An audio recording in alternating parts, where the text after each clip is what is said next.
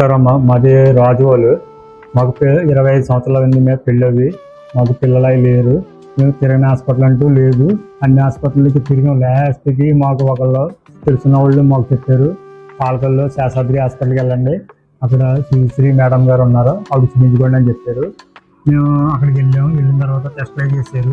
తర్వాత మరుసటి ఒక వారం తర్వాత మళ్ళీ వెళ్ళిన తర్వాత టెస్ట్లు చేసి మీకు పిల్లలు పుడతారు, మీకు ఇబ్బంది ఏమి లేదు, మీకు టెస్ట్ బేబీ ద్వారా మీకు పిల్లలు కలిగే అవకాశం ఉన్నదని చెప్పారు మేడం గారు. అప్పుడు మేము దాన్ని ప్రొసీడ్ అది ఫాలో అయ్యింది. దాని ద్వారా మాకు ఒక బాబు పుట్టాడు.